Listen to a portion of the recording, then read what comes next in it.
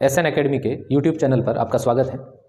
आज हम प्रयोग संख्या 11 पर बात करेंगे और प्रयोग संख्या 11 में अवतल दर्पण की सहायता से u के विभिन्न मानों के लिए v के मान ज्ञात कर फोकस दूरी ज्ञात करना।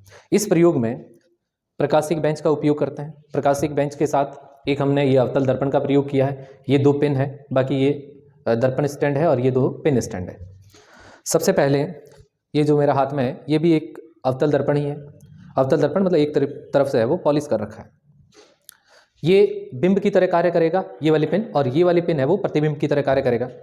सबसे पहले इस बिंब की जो स्थिति है यहाँ पर स्केल देख सकते हैं। इस बिंब की स्थिति को अपन लगभग 2f पर सेट करते हैं या उससे थोड़ा कम पर। 2f पर अगर इसको सेट करेंगे उसके बाद अगर इसको यहाँ से देखेंगे तो इसका जो प्रतिबिंब इस दर्पण में अपन को दिखेगा वो बिल्कुल उल्टा दिखेगा। अब इस बिंब की स्थिति को अपन फिक्स कर लेते हैं। इसके बाद इसकी है ना, थ्योरी में आप पढ़ चुके हैं कि इसका जो प्रतिबिंब निर्माण होगा वो जस्ट उल्टा होगा और पीछे की साइड होगा। तो यहाँ पर ये वाला जो प्रतिबिंब पिन है, इस प्रतिबिंब पिन को इस प्रकाशिक बेंच पर इस तरीके से आगे यहाँ पीछे खिसकाना है। फिर इसको आपको दर्पण में देखना है। दर्पण में देखने पर ये वाला जो पिन है बिंब, इसका जो इसमें प्रतिबिंब दिख रहा है वो बिल्कुल ऐसे दिख रहा है।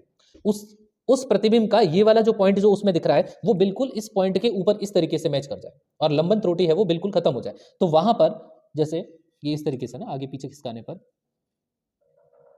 ये बिल्कुल एक दूसरे के ऊपर आ गए हैं।